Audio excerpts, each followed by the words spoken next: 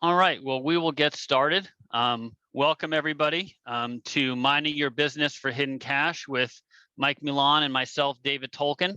Like I said, my name is David. I am the Director of Business Development over here at Shop-Ware, a cloud-based shop management system, and I run our webinar series. We've got a great lineup for this month. So if you enjoyed this one, there's I think 4 more to come this month actually. So we're super excited about that. And without further ado, we'll get into things.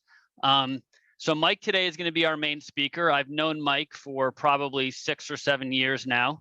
We met back in the day when I was at a company called Fundbox that was a financial technology company. And I don't exactly remember exactly where we were when we met. It was probably like Vegas or Orlando or one of those places where conventions are.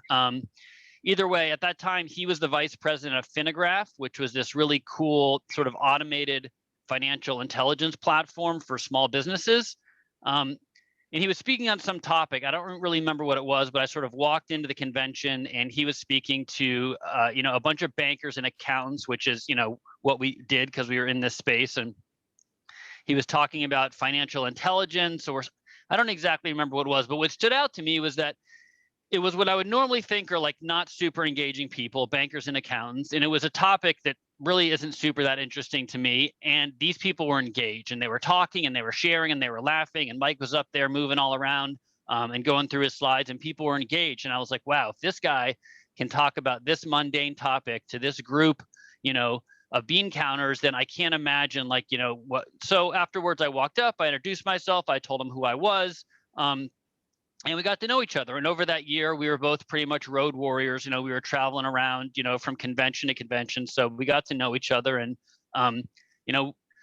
he's a great speaker. He's very enthusiastic. He's dedicated. He really has a passion for helping small businesses. He has an Associates of Arts degree from Wentworth Military Academy. He's got a BA in management from Western Illinois University. And he's got his MBA from Baylor. The Hancomer School of Business.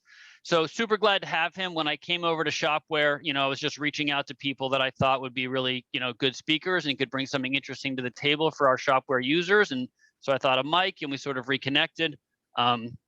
He was lucky enough to survive the last week of horrible weather in Texas. So we're glad that we have him here. And without further ado, I'll pass things off to him and let him take it away. David, hey, I'm even showered now, right? I mean, Yeah. When we had no power, no water, or anything like that. But man, I got to tell you, every time I see you, it's special, right? Remember, I even came to your office in San Francisco. Mm-hmm. I remember that. Yeah. We just came to hang out. And if I remember right, you had one of the coolest offices I've ever seen downtown San Francisco. And man, I just always enjoy spending time with you. So yeah, same. Agreed, buddy. All right. I'm going to pass you control. So you should be able to share your screen. Take it away. All right, let's see if I can do that. As always, we'll be recording this. If you have any questions during the presentation, please drop them into the Q&A, and we'll make sure to respond. I'm going to turn off my video and mute myself so I'm less distracting, and I'll give it to you, Mike. All right, great. Hey, it's Cashflow Mike, and my name is Mike Milan, and I tell you what, this is what I like to do. All right, so I'm president of a company called Simplex Financials. And what we do is we help small business owners with a combination of both education and software, right? And I'll get to all of that, but you're like, oh, why should I listen to this guy? Well, first of all, I'm just like you. Even though I've got an MBA, I've taught at the Graduate School of Banking at LSU, Colorado, and the University of Washington, teaching bankers how to work with us, with the small business owners of America. I've taught probably 5,000 bankers. I've taught probably or consulted over 10,000 different business owners. I work with banks, I work with accounting firms, and do it on my own. So here we are, right? So I'm in San Antonio, Texas, where I now have power, I now have lights, I now have water, so we can get back to business. So why should you listen to me? Well, A, you don't have to, but thank you for joining me. But I have a podcast if you want to connect with me later or anything like that. I do have a podcast. It's on all of them. It's called The Clear Path to Cash. And everything I teach is about cash flow. That's how I got the nickname Cashflow Mike. So today we're going to talk about ways that you can find cash in your business today using some of these techniques. Also, I've written 2 books, right? So I'm on Amazon, Barnes & Noble. You can go there. One is called Don't Be a Dumb Business Owner, right? So, because sometimes we are, but dumb doesn't mean unintelligent. Dumb means I don't understand my business. And what we do is we teach you just simple concepts. It's 8 steps on learning the clear path to cash, on maximizing cash in your business. And then I have the 7-minute conversation, which is looking at your business every single month in less than 10 minutes and getting a gauge and a finger on the pulse of where your business is. Now, why do I know that? Hey, I built 13 businesses. I'm in the middle of number 13 right now at Simplex Financials. And that's what I do, right? I build, I put processes in place, then I say, I'll do it again. Again, I've got all the social media stuff. The Elevate Financial Training is a division of Simplex Financials. That's the education division. We got a software product called Path by Simplex, and that does the software. So everything I teach you by hand today, we actually have an automated software process that does it for you. So if you're interested in that, you can connect with me later. Say a sales pitch, this is education. So let's talk about what we're talking about. I don't know where everybody is, right? I don't know where your foundational level is. I don't know where, what you know, what you don't know. So let me just give a refresher, right? There's mainly 3 statements that we use. And it's the profit and loss statement or the income statement. You got the balance sheet and you got the cash flow statement, right? Those are the 3. That's kind of touching all the bases, meaning that we use the profit and loss statement kind of as a report card. If you're like me, we lean on it, right? I mean, how am I doing? That's my report card. How much money came in? How much money went out? But here's the thing.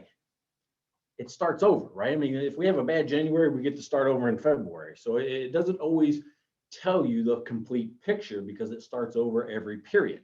So I'm going to tell you if you had a good or bad month or quarter or year. Then you get the balance sheet. Now the balance sheet is the culmination of every single decision you've ever made. Right? It tells you if you have a good or bad company because it doesn't start over. It's every decision gets recorded on that balance sheet. That's why bankers, that's why accountants lean on it so hard to determine whether or not you have a good or bad company. Now, most of us probably look at the balance sheet and go, yep, those 2 numbers match. Accountant must be doing a good job. But I'm going to show you a few ways, or I can show you a few ways to use it to your advantage. Then we got the cash flow statement. Probably nobody on the call even looks at it, right? But I'm going to tell you, it's the tattletale of your business. It tells everybody else what you're doing. It tells everybody where the money came from and what you're doing with it. And it's an easy way to understand, where money's coming from. Now, when we're talking about money and more cash and stuff in the business, I didn't have a slide for this, but it's important. I'm going to write it up here. There's only 4 different ways to make money in a business, right? Anybody know one? I mean, type it in chat, right? First of all, say hi to your neighbors, get to know each other, use this as a networking opportunity. But I'm talking about 4 ways to make more money. So what are they? 4 ways. Anybody got one? Just throw it in chat. Anybody? Yep. No, nothing. All right. How about increase sales, right? You're like, oh, that's the easy one. You can increase sales. That's one. So if I increase sales, of course, I'll make more money. But I'm going to tell you, I always tell people, set that one aside. It's actually the hardest one, right, to do. What? Lower cost, right? All right, so there's 2 different things about lowering cost. That's a good one. Now, most of us lean on this one, cut expenses, right? Cut operating expenses. I'm just going to call it OPEX. That is the things that you do to keep your business running. You pay your rent, you pay your salaries, you buy office supplies, all those type of things. Now, here's the thing about cutting expenses. You have to watch what you cut. Now, it happened to me in 2008. You remember when the bankers burnt the world down? 2008, I ran the competitor next door out of business, and not on purpose. First of all, back then, I owned 3 bar restaurants in St. Louis. So if you're from St. Louis, you probably heard of them. One of them is Church Street Bar and Grill in St. Peter's. Then I had Bottoms Up Brew House out in O'Fallon. Then I had the Handlebar in downtown in the Grove area, Tower Grove district. In the St. Peter's one, the bar next door and I had different philosophies. Because of things that were happening in the world and the economy in 2008, everyone was looking to cut expenses, right, to keep their business going. What I cut was labor, right, because that was one of the biggest expenses I had in the bar or the restaurant at that point in time. I cut labor, and as people either quit or resigned or moved on or whatever it was, I would either not replace them or replace them with part-time people.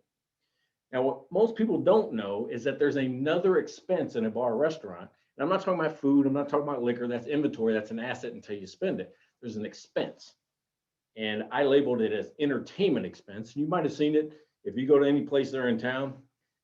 We're talking Sunday ticket, talking karaoke, live bands, whatever they do to get you to come into the place of business, that's kind of an entertainment expense. And that can run from $150 a night to $5,000 a night, just depending on what you do. The Conor McGregor fight versus Mayweather, Floyd Mayweather, is that his name? Yeah, I think that's right.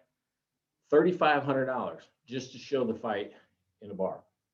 So think about that, what the return is, and why people will either charge a cover or not to be able to cover that expense.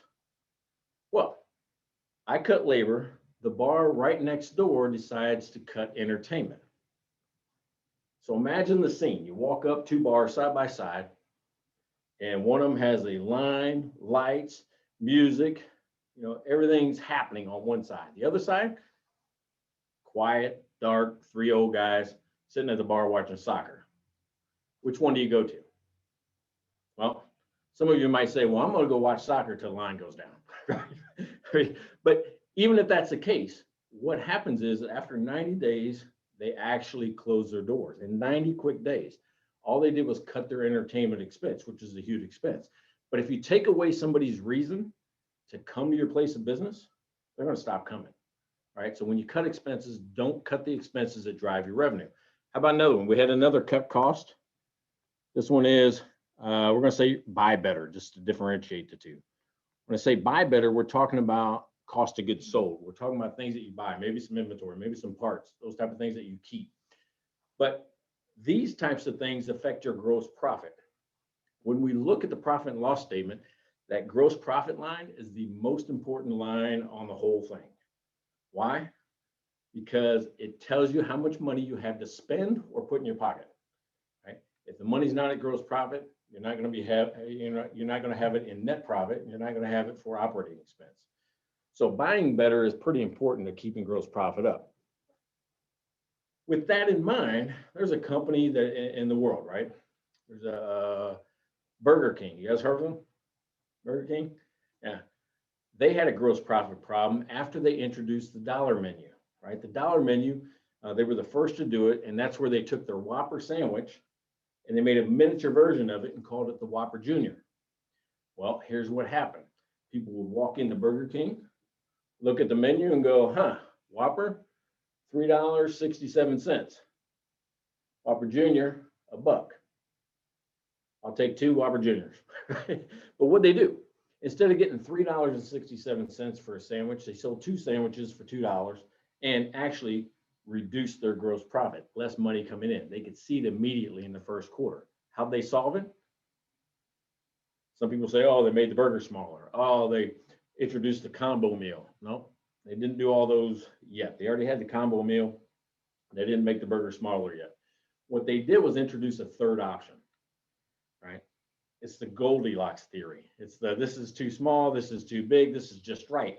They put on the menu, and they don't care if you buy it or not, they put on the menu the double Whop, right? The double Whopper. So now when people came in, they saw 3 choices. They go, double Whopper, Whopper, Whopper Junior. Which one they buy? Yeah, the Whopper, right? Because too big, too small, right in the middle. We tend to gravitate towards the middle rather than the edges.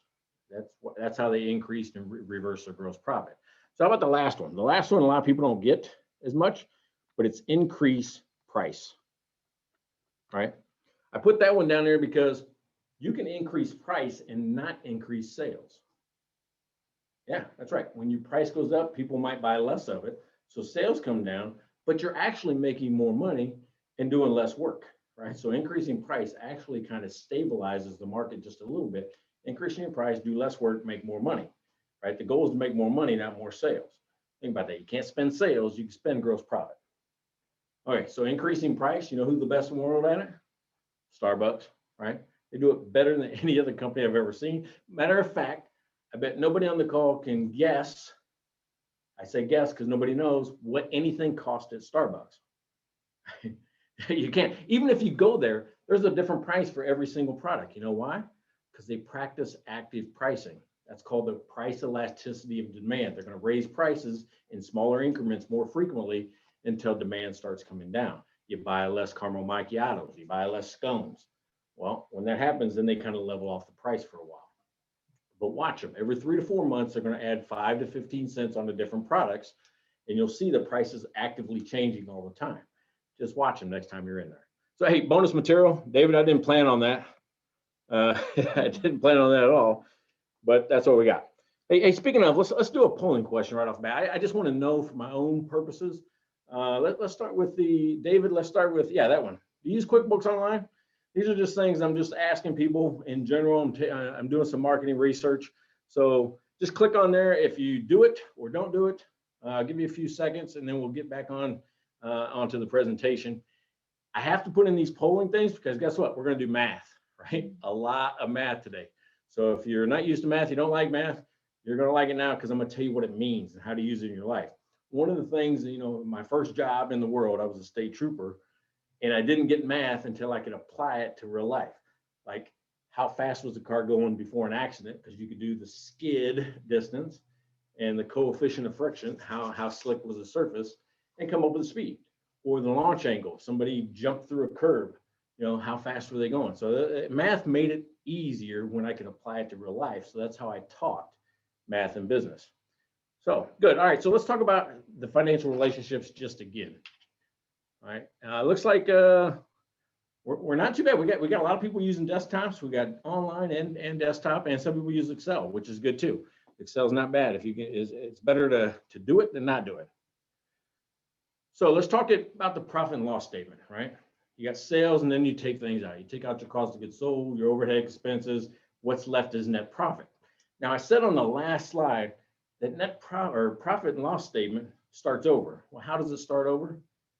That number right there, net profit, is transferred to the balance sheet in the form of retained earnings.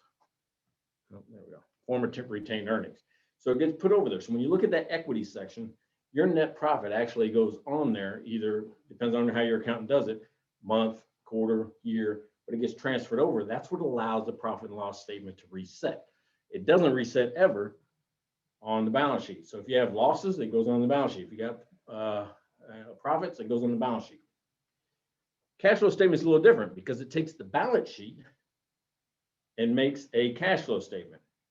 And what we're doing here, instead of just adding, I had more sales, or I had more expenses, or I bought a car, or I sold a car, what it has is the change in those accounts on the balance sheet, the change in those accounts, your accounts receivable or whatever, period over period. What was it last month to what was it this month? That's the cash flow statement. It's the change in periods. So my ending balance was people owed me $750,000 last month. They only owe me $700,000 this month. The change is $50,000.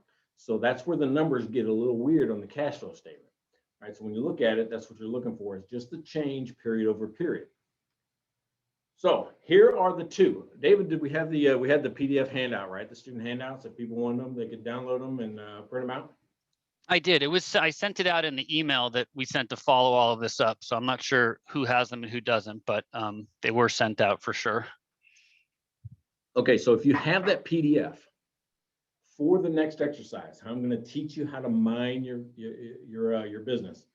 I'm going to use this sample balance sheet and income statement. You can use your own because I gave you blank sheets on being able to do this by yourself. So you can do this on your own. So I've got the balance sheet and income statement. If you look how mine's set up in the sample, we've got year 1 to year 5, year 1 to year 5. The way you read that is year 1 is the oldest year, year 5 is the most current year. And for all of our calculations today, we're going to use year 5. All right, so just what's happening right now. If it helps you, think about it from like 2021 to 2025, or even in the past, 2011 to 15. It doesn't matter to me. But year 5 is the one we're going to use.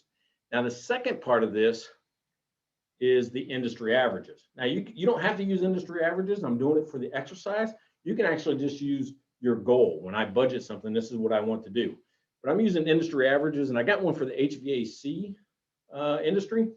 Built into Path, I have a full library of all industry averages. And I took some of them out of Path into my software program. and gave them to Jessica to share in chat, right? Do you have ones for automotive repair, Mike? I don't have a sheet like this. It's built into the table, but what I did is I went through and took some out that were important, and Jessica's going to share those in the chat now. Okay, cool. Yeah, so these are some ones. I mean, these are right out of RMA. 10 years of in banking. I have a close relationship with RMA, which is Risk Management Associates. They're the leading provider for industry averages in the country to banks. And believe it or not, if you go ask your bank, they'll print out a sheet just like this for you. I don't know what everybody, there's so many different auto repair NAICS codes. NAICS is NAICS, North American Industry Classification System. Go to your banker or go to your accountant and say, hey, I'd like this sheet. They can produce it for you, and they do it for free, right? The bank will do it for free. I know at least all the banks I work with. Okay, so the way we look at this is you gotta, when you get a sheet like this that's not broken down, you gotta look at it for yourself. I always start with what are they measuring, and this one's asset size. Some of them will be by sales, and what we're trying to do is say, how big are you, right? In this company, they have 3 different levels of this industry. You've got $500,000 to 2 million, 2 million to 10 million, 10 million to 50 million. If I go back to the balance sheet, this company in asset size on the balance sheet has 3.6 million, right? So I'm going to use the second column, which is 2 to 10, right? Falls in there. They've got it down where the statistical differences are. So everything that I use today, I'm going to compare this company's performance to just average. Now you got to remember, average is C players. So your goals, and you might already be better than the industry average. So set a goal, set a kind of a stretch of where I want to be. All right. The other thing you'll see here that's kind of important if you're doing this on your own is that I went through and already pointed to the ones we're going to use in the exercise, right? So these shaded boxes won't be in your RMA sheet that you might get from the bank or otherwise, but these are directly connected to my ratio analysis worksheet on the next page, whereas number 1 is the first calculation, number 2 is the second calculation. So if you're kind of flipping back and forth, it helps you find it. If we're talking about the 5th one, of course, I'm looking for profit before taxes. That's number 5. The answer would be 3.1, right? So when I'm comparing, that's how I kind of read these things. In the case of a current or quick ratio that we're going to talk about, you can see number 1 and number 2 are the first 2 I look at. There's 3 numbers. You're like, oh man, Mike, which one do I use? We're going to use the middle one. All right, the middle one's the average. But what do I do with the other 2 numbers? Well, in this case, on the current ratio, you got 2.8, 1.9, and 1.4. The upper 25% have a 2.8 or higher. The lowest 25% have a 1.4 or lower. So you're looking at that kind of in quartiles, you know, upper, middle, and lower. Okay. So here's the ratio analysis worksheet. You should have some blanks in your PDF, but I'm gonna go through them with you, and you're like, oh man, we're doing math. Now I'm gonna show you how to use it, right? How to use this ratio. So even if you have Excel that does it for you, or you use Path that does it for you, I'm gonna teach you how to interpret what you're seeing. Okay. So the current ratio, people are like, I don't know what the current ratio is, won't use it, don't need it. Here's what it's telling you. It's telling you that if you had to close down your company, how much money could you get out of just your current assets within 12 months? That means I'm going to collect on all my receivables, I'm going to sell all my inventory. How much cash am I going to have? That's basically what it's saying. And then I got to pay off all my current liabilities, which is my credit cards, my line of credit, and those type of things. Every time I talk about ratios, I put it through a Shane test, right? And everybody goes, what's a Shane test? Well, my best friend's name is Shane. He has a painting contracting business. No business degree, nothing like that. He's just great at what he does. And when I explain this to him, if he doesn't get it, then I'm not doing a great job. So here's how I explained it to Shane. I give him an example of what a current asset is. Here's the formula. Current assets divided by current liabilities. I say, here's an example of a current asset, your checking account. Here's an example of a current liability, your credit card. So think about that. Current asset, checking account, current liability, credit card. If I go to the balance sheet, I'm going to find these 2 numbers. 2 million and 1.5 million, right? So let me go show you. You got 2 million and 1.5 million. Back on my balance sheet, I've got current assets. There it is, current assets in the 5th year, 2049. Then I've got current liabilities, line 19, 1519. All right, you see where my numbers are coming from? Year 5, you just look at the formula, refer back to the balance sheet, and use those. Your balance sheet income statement should look similar, right? Should look about the same. So there's 2.49, 1.5. And when I divide those, I get a number of 1.35. Yay, I got a 1.35. Yeah, but what does it mean, Mike? First of all, I'm gonna tell you this. Ratios don't mean anything unless you compare them to another number, right? They don't mean anything. But if I was gonna just tell you what it means this. Remember the Shane test? Checking account, credit card? 1.35 means for every dollar I owe on the credit card, I have $1.35 in checking to pay for it. That's what it means, right? So every dollar I owe on the credit card, I got $1.35 to pay for it. And a number to put in your head is 2, right? Like banks and things like that want to see 2 or higher. That means for every dollar you owe, you got $2 to pay for it. Kind of means you're liquid, right? Liquid is just how fast can you convert things to cash. All right, now I'm going to compare it to the industry to see if it's good, fair, or terrible. I go back to my industry, and I'm doing this just to show you where I get these numbers from. Current ratio is the first one, and the middle one is 1.9, right? So when I look back here, 135, 1.9. In the chat, put a G, F, or T. Is this good, fair, or terrible? In the chat, put a G, F, or T. Good, fair, or terrible? Anybody? Just need one person, just one. You can't make a wrong answer. All right. Fair. Fair. Okay, I'm gonna say fair. I think fair is right, right? I think fair is good. You got a terrible too? All right. Here's why I think fair. Because even though you're worse than the industry average, you can still pay your own bills. If this was lower than 1, that means for every dollar I owed, I only had 90 cents. Well, that would be terrible to me. You can't even cover your own operation. This is saying, can I cover my own day-to-day operation? That's really what it's saying. So when you look at it, you want that to be kind of 2 or higher. In this industry, it's a 1.9. In the chat, you put what the current ratio is for general automotive repair. Remember? Probably should say in there somewhere. The current ratio Yeah. is 1.7. Yeah, 1.7. All right. So that's kind of the average in your company. Remember, the goal from the banks wants you to be at 2 or higher. The average in your industry is about 1.7. Okay. So how about quick ratio, right? Quick ratio is a little bit different. This is also called the acid test, right? Because they used to drop acid on gold and it would turn one color if it was pure and another color if it was just a rock. Well, the acid test is saying, how fast can I get money out of this company if I need it in 90 days? Current ratio is 12 months. Quick ratio is 90 days. That's why they drop out inventory and prepaid expenses, because they're saying, hey, you can't get rid of all your inventory in 90 days unless you discount it, right? So this is saying, how much can I get rid of, or how much can I get in 90 days? Same thing. How much do I owe? Can I pay off all my credit cards in 90 days? So cash and receivables, in this case, is 739,000. I've just dropped off the zeros, by the way, to make it easier math. But these are in thousands for this particular company. And then current liabilities didn't change, gives me a 0.49, right?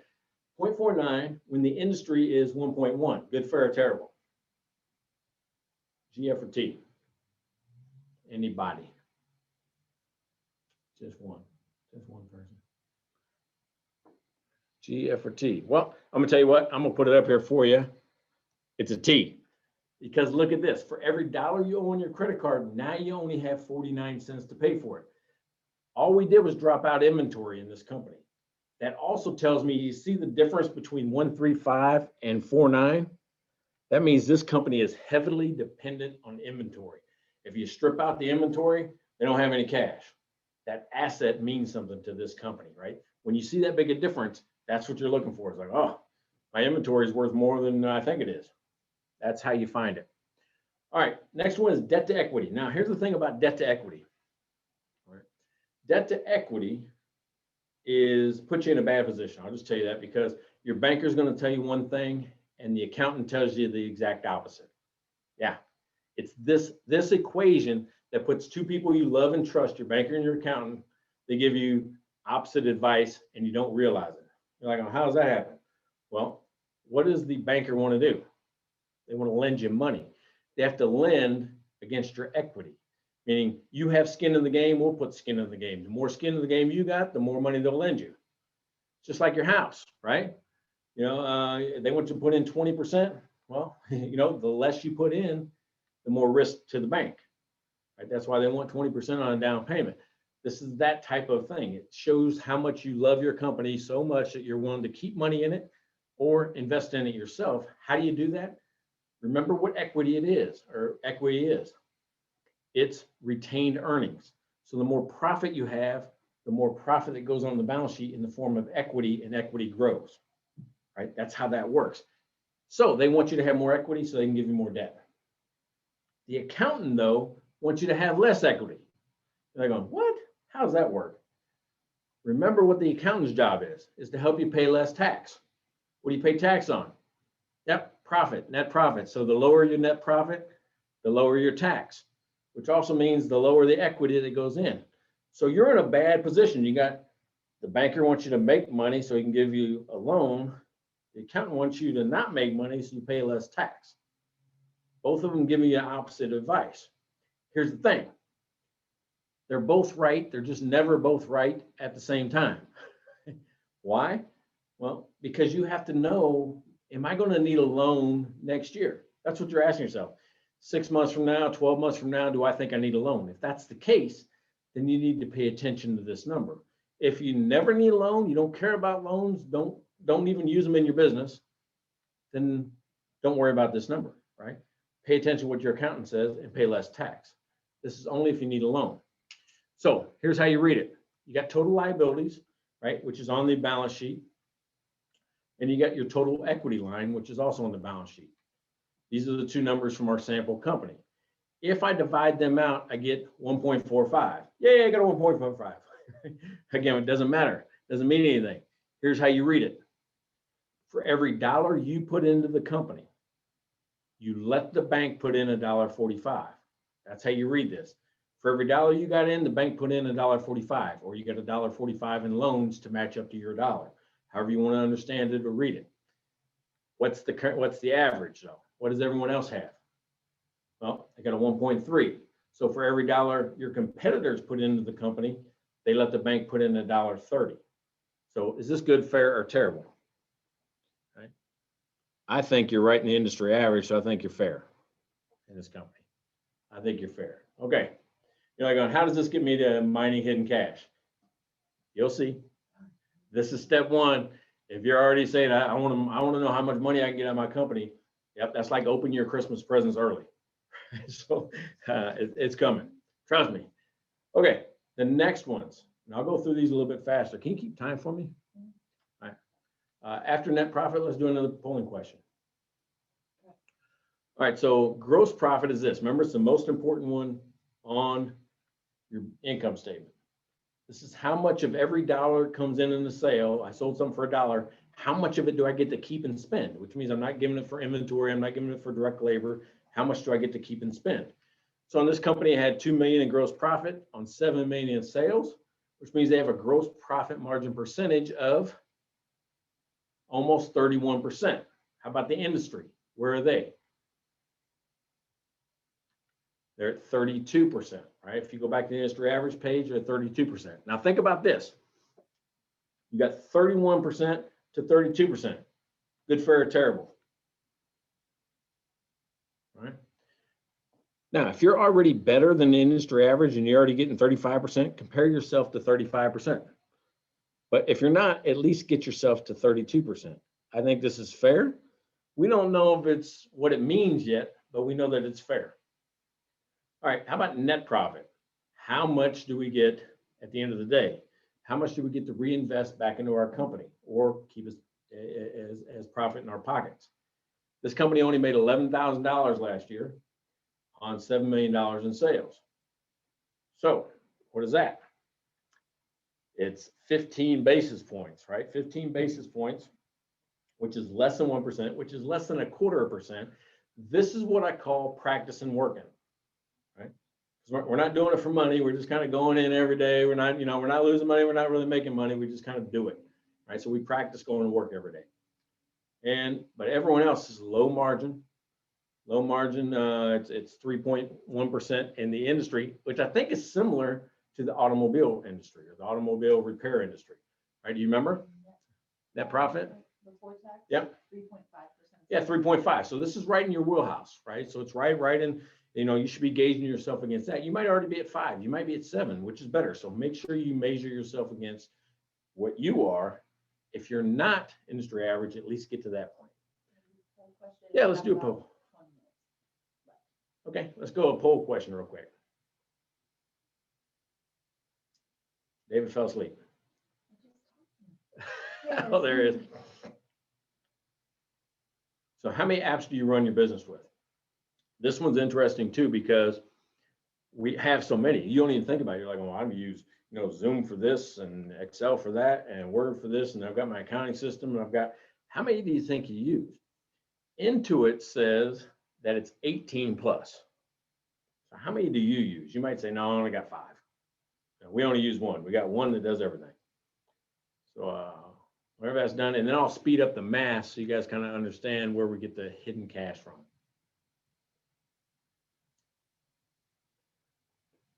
All right, so David, whenever you're ready, I'll get moving. Cool. Oh, see, everybody's lower uses in this one, lower uses. So less than 15 is the majority of you. Okay, return on assets. I'm going to show you the numbers, right? Well, again, we're terrible here and we're terrible there. But return on assets, this is how you read it, right? This is saying that 1/3 of a penny is what I have, right? Less than 1%. Return on assets is how much profit do I make if I go buy a new piece of equipment? If I go buy a new lift, I don't even know what those cost. We'll call it 100,000 just for easy math. If I go buy a new lift for my garage and it costs me $100,000, how much money in profit should I expect from that lift? Well, in this case, if I was average, it would be 8%, which would mean $8,000 should come from that new lift. That's how you read return on assets. This is saying for every dollar I invest in a piece of equipment, how much of that money comes back to me in the form of profit. So if you invest $100, in this case, $8 comes back in profit. That helps you with your growth. That helps you understand if I buy something new to grow my business, how much more profit should I expect? Too often we go like this. We should make about $10,000 more. Well, not if your business runs at $8,000 more. This gets you closer to what you actually do. All right, the next one, return on investment. This is, should I have invested in anything else? In this case, this company is making less than 1% on their money, right? Think about that. You don't even like put your money in savings because it doesn't get 1%. So this company, on all the money they've invested, they're only generating less than 1% return on their investment. The average in this business is 16%. So think about that. What's the average in the industry? And am I doing that? Because this is telling you whether or not you made a good decision investing. It also tells you if there's opportunity. Can I change the way I operate to make more money in this business? In this case, there's a ton of opportunity to change the way they do business, right? And this is actually the sample that I use in my book. So I go into all the reasons why and how they fixed it. In this case, we're doing the math to find the hidden cash, just one step. All right, the last ones are about cash conversion and bringing in sales. Remember how we said return on assets is if I invest in a piece of equipment, how much profit do I get? Sales to assets is saying how much more sales does it bring in, right? How much more in sales does it bring in? So they have 7 million in sales. They have 3.6 million in assets. That means they generate $1.98. For every dollar they put into a piece of equipment, it generates $1.98 in revenue. You can do the same thing.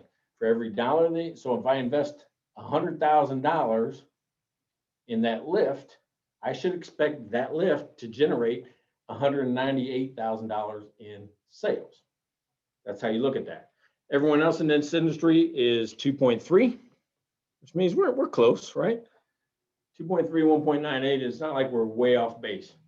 Now the next ones are inventory turnover, right? Inventory turnover, which means you take your cost of goods sold against your inventory asset. This tells you how many times you have to rebuy it every year. In this case, it's 4 times a year. If you take 365 and multiply or divide it by that number, it tells you how many days a piece of inventory sits on the shelf, right? In this case, inventory sits on our shelves for 90 days. It sits on everybody else's shelf for 66 days. That means we got too much inventory. If it's sitting there longer, you have too much.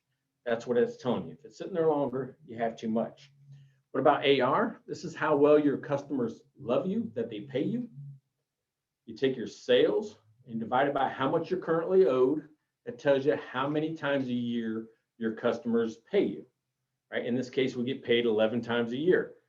I do the same thing. I divide that by number of days in a year, and it tells me I get paid every 34 days on average. If I get somebody an invoice, I should expect them to pay it in about 30 days.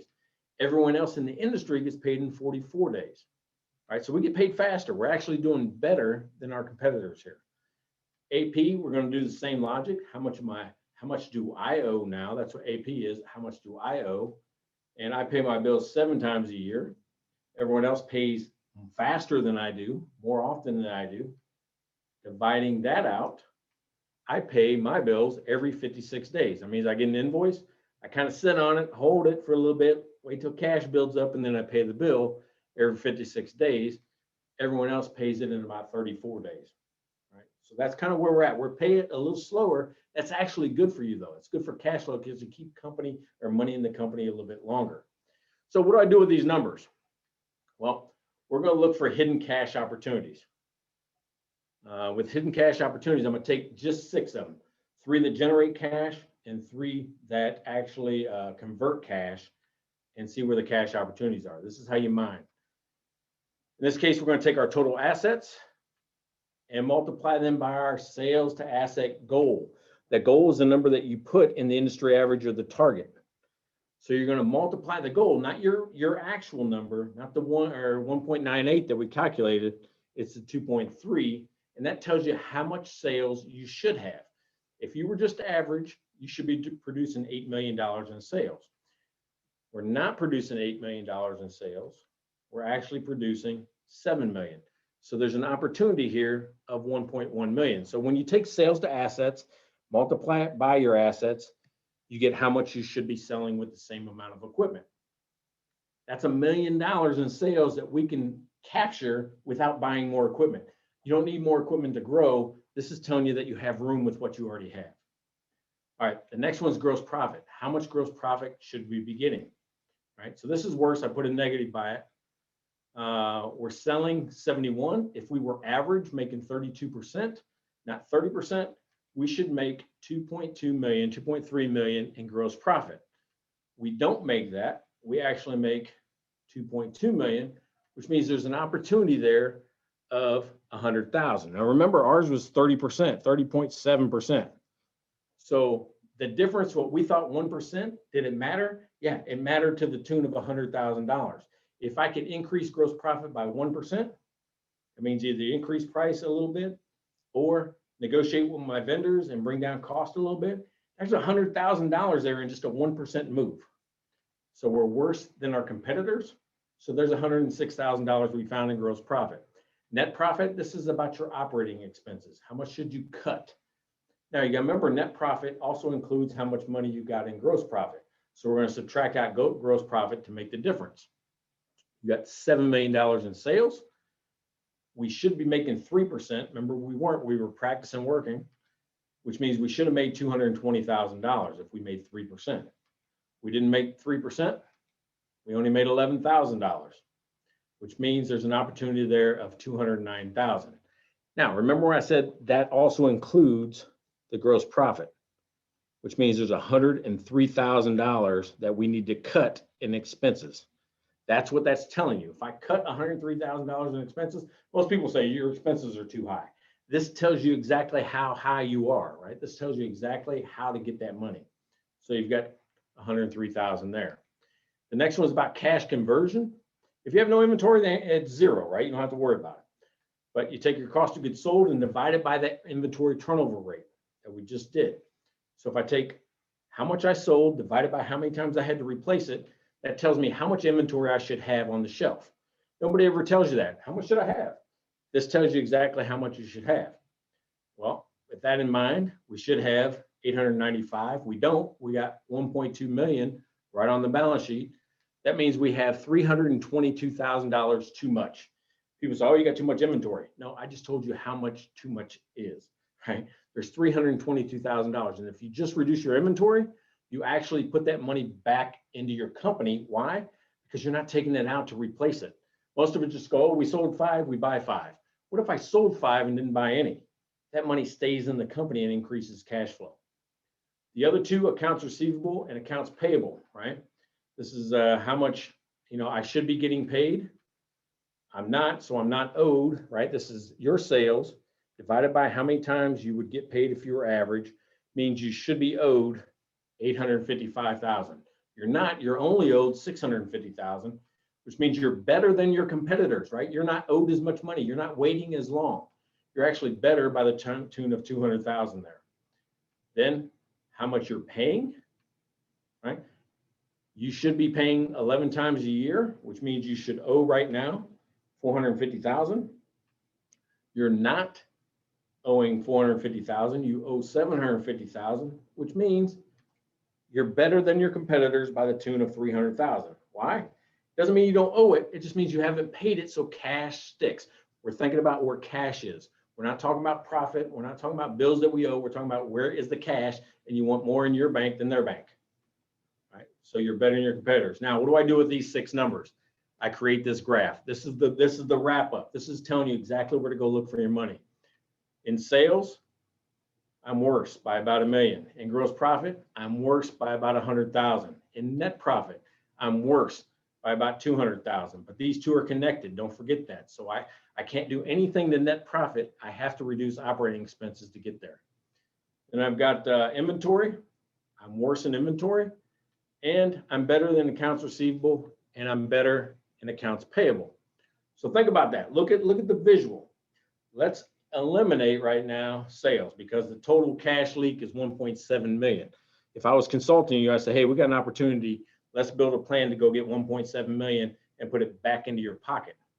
But let's don't look at this right now, because the ones that are easy to go get is increase your gross profit, increase your net profit, decrease your inventory. If we do those 3, there's $500,000 today. A 1% increase in gross profit, cut $100,000 in operating expense, and reduce our inventory down by 300,000. You will put $500,000 back in your pocket. We just found that. It took us less than an hour because I had to talk about it. It'd take you less than 10 minutes to do it on your own. So we found $500,000 in literally no time at all. So I can open up for questions. I know it was fast, it's kind of like a fire hose. I've got a full version of the whole program. We normally sell it's video, it's 56 lessons. You can stop, pause, all the tools, everything you need. Normally $497 for the whole video course. For David's friends, we're doing it for $199 through the end of March. So $199, just use that code at checkout, change 2021, because that's what we're doing. We're finding hidden cash in your business. So any questions about what we went over? It was a pretty cool class. Before we did this, Mike gave me access to it, and I mean, obviously, I didn't get a chance to go through the entire thing, with a ton of time, but I did do kind of a crash course on it, and I thought it was pretty cool. So it's a good deal. Thanks for offering that up. Any questions at all for anything that we went over today? Great presentation, Mike. I appreciate it. Like I said, you make what is generally a mundane and boring topic bearable to listen to. So. Hope. Yeah. Well, you probably wouldn't be still in business if you were lame and boring. So you've been doing it for a while, which is great. Any questions at all? You're welcome, Jared. Thanks for the thanks.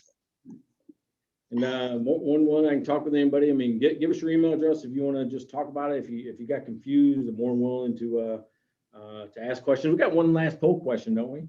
Just Sure, on, yeah, yeah. for advice. I just want to know, like, I'm on here, who do you go to for advice? So just trying to figure out where do people get their advice from, you know? And what's funny about this is I always pick on the banker, right? Because the bankers used to be in the top three. It was your banker, lawyer, and accountant. Now that I've been doing this little poll, bankers have slipped to 7th behind other. They go to anybody else in the world besides themselves. We got something in the Q&A too. I don't know if that. Will there be a replay? I missed half of it, unfortunately. Oh, got it. David can answer that question. I know. What was the question? Will there be a replay? Will there be a replay? Yeah. Yeah, if you missed half of it, Derek, no problem. I can once it's live, I can follow up with you and post it. It will be on the in our YouTube channel. So yeah, I can definitely get that for you. I'll have someone follow up. Last plug, if you use QuickBooks Online right now, we do all of this calculations for you automatically. It's in Path by Simplex. That's the software I was talking about. So it looks like a lot of us use consultants, man. That's good stuff. I mean, you know, every time, I mean, I even have coaches, right? I have people that I go to, so that's good stuff. Yeah, this industry is very big on coaching. There's a lot of management consulting coaching going on within the automotive space for sure. All right. Well, if you want to put a link to Path, and you know, I can turn it back over to David and stop sharing. Yeah, I think that's all we really got for today. So if there is any other questions, obviously everyone is free to go as you like. Benny, I will get you a replay as well, so no worries. Yeah, that's it. Thanks for attending, everybody. I appreciate it. Have a good rest of the day. Mike, thank you so much. We'll be sending out an email after this with information how you can get in contact with you, Mike, if you need it. So with that, thanks everybody. Have a good one. Thank you, Mike. Yes, appreciate it. Take care. Take care. Bye. Oh, I still had 6 minutes.